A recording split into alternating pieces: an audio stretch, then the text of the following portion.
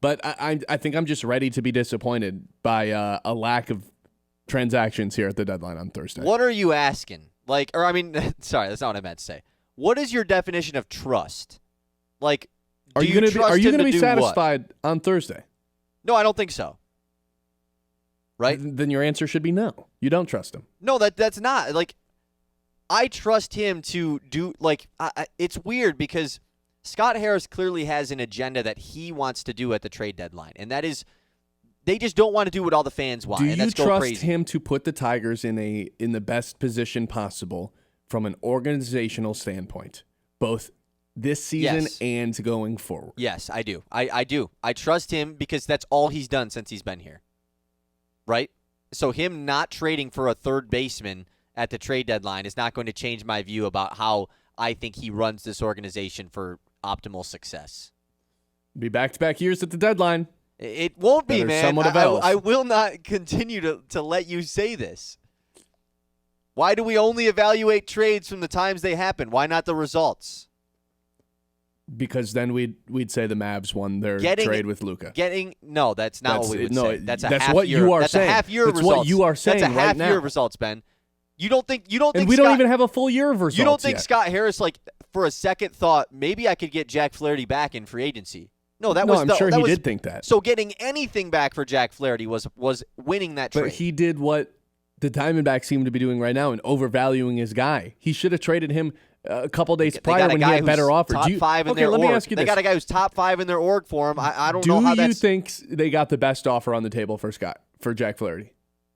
I don't know. I don't know what the other offers were. No chance. So you think no other team? You think there was no other top 5 players in an org that they would get in return for? Hey, you're on board with me that what Petzel puts down in the Detroit Free Press is basically sacred. Like he's not wrong about this stuff, right? When he has a beat on something. But once again, and he himself reported last deadline, Tigers waited too long. They waited too long. They overvalued Flaherty. They still won the trade. The Dodgers won a World Series. What are you talking about? Okay, they got him back, Ben. They got Flaherty back without having to give up anything for him. I just don't get why we're only looking $25 million. Why are we only okay? Then sure, man. But I just don't get why we only look at the lens of the trade from the time it happened. Isn't what's most important how it actually results? Like what becomes of the trade? Right? No, I still think it's important to understand the value of guys in the moment. For sure, it is. But I think them getting a top 5 prospect for him is pretty good value. You know, it'd be sick. You know, it'd be sweet if they took that top 5 prospect and turned him into something great at this year's deadline, which they are just not going to do. Not big on Tyrone Lorenzo, huh? No, it's not that I don't like Tyrone Lorenzo, but they also have 2 guys that do the exact same thing, the first baseman catcher in their top 5. I think I seem to be alone in this also. Just hit 250 subscribers on YouTube. Shout out to the people on YouTube. Thanks. Kevin in the chat says, Kyle, are we talking about the same Scott Harris? Look, I don't understand why everyone is always so frustrated with Scott Harris when literally he's just come in and improved this organization immensely from where it was at under Al Avila. Correct? Am I not wrong? I understand, we're the best team and we got to make moves. For sure. I agree that needs to happen. And I'm not saying zero blame is on Scott Harris for that. And I'm not saying Scott Harris sucks at his job. I'm just saying I think he's actually pretty good at his job. The development of the farm system has been that's where he thrives. The best in baseball. Free agency? He went hit outside. And miss. Hit and miss. Gleyber Torres signing is pretty elite, man. Home run. Alex Cobb, swing and a miss. For sure. Swing and a miss. Totally agree. It just is going to happen that way. So, but to say that they don't spend, one is just false. They spend more than any other team in the division. That's that's a terrible standard to set yourself to. What are we saying? They're here? not even top half of the league. So it's not like you. Yes, we can say they don't spend because they never spend. They're not above average in league spending. They're spending higher relative to their competition. Their main competition. You're never going to spend as much as the Yankees. So what? Yeah, but you literally have in the past decade. You have done that, and now different ownership doesn't allow you to do that. So, but that's more of an ownership thing than a Scott Harris thing. I just think that, and that is another reason why I am higher on Scott Harris than most is the card he's dealt, the ownership group that he works for, the resources that he has available to him. he has done much more than I would have expected him to with those. Yeah, he gets dealt on a daily basis a 10 and a 7, and he makes the best of it. Yeah. Right? It's tough, though. It's tough for me to sit here and because, like, I don't know, of every move that Scott Harris has made, every move that Brad Holmes has made, every move that Steve Yzerman's made, and every move Trajan Langdon's made, Brad Holmes probably hitting the highest right now. Like, I'm talking free agency, draft, anything, trades. He's probably hitting in his own tier. Probably in his own tier. Trajan Langdon, perfect first year. I didn't love this offseason. It's only been short time too, so not a large sample for him yet. With Scott Harris, it's like I really like some of these moves, but some of these other ones are equally as bad. Here's what I will say: it feels like his ups and downs are a lot. Like his bad moves are really bad. His good moves are really good. The development of what's happened in the farm system, I have nothing to complain about. You can't. It's impossible to. And it's awesome to have. But it's awesome to have. In order to move guys to try to make moves at the deadline to improve your team and try to chase a World Series, because the goal is not to have the number one farm system. It's to win a World Series. And I don't think Scott Harris can get that through his skull. He'd rather just have sustained success but and make the playoffs every year. That gives you more opportunities to win World Series. Do they have an opportunity in 2 years to win a World Series if Tarek Skubal's not on this team? Potentially.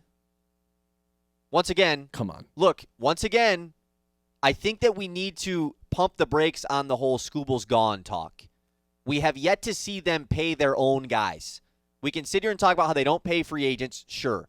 They have not been given an opportunity to pay their own homegrown players yet. I think until we see that opportunity arise, which we will, then we can make a judgment on that.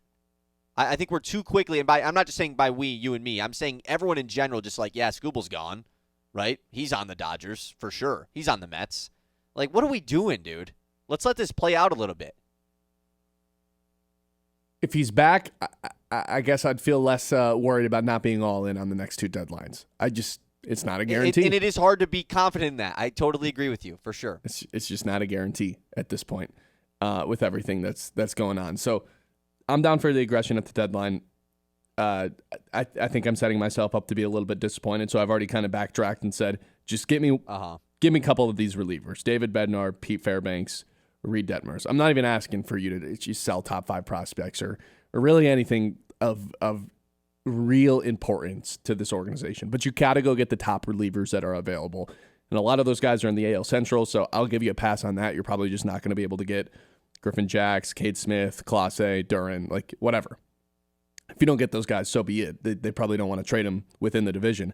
But there's no excuse to not go get the other 3 guys I just mentioned if you are Scott Harris. So, yeah, that's kind of where I'm at right now with the deadline 3 days away. I just hope we get the best relief pitcher available. Can we get some breaking news on the show, man? I've been fiending for some of that. You know, we get a little bit of teases of breaking news that aren't Detroit sports related. I want some breaking news, man, so we can get our live reactions to it. I don't think anything happens until Wednesday. Oh, I don't think so either. I think that's when you really start to see. In play, and Wednesday and Thursday is when everything starts happening. Yes. There's going to be a ton of trades that happen on Thursday. And us doing the morning show, I think there will be a good amount of trades that happen during the show. I agree. Let me ask you this. So if since you have kind of pivoted off of the Tigers acquiring a bat, a.k.a. Eugenio Suarez, if he gets traded elsewhere prior to Thursday, like, are you going to be upset, or have you already moved on so it doesn't really matter? Or because it doesn't. I want to know where he's going and and what he's being dealt for. Right. I mean, it seems like right now the 2 teams interested are the Tigers and Cubs. The Yankees obviously were the number 1 team interested, and they have already moved on to Ryan McMahon. I don't think the Mariners can be completely ruled out either. You're right. The Yankees prioritizing defense over offense kind of makes sense for them. But yeah, I just want to know if you'd be disappointed. But you're right. The situation definitely matters. I mean, if he gets dealt for the 10th overall prospect and like a 10th and 11th prospect for whatever system, yeah, I'm going to be livid. Right. Why would you not add that player if that's the case?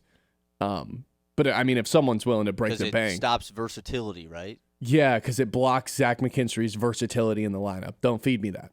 I don't want to hear that. Yeah, the versatility is great. There's no way you're prioritizing that over the guy that would be the best hitter on the team. Right. Hey, everyone knows where I stand on this. Yeah, there's no need to continue to talk about it. I guess I was just interested to see, since you said you've moved on from them acquiring him, if you would still be upset when they don't. You know how I moved past last year's deadline and tell you it was actually a win for Scott Harris? Is if he uses Tyron Lorenzo right now to go get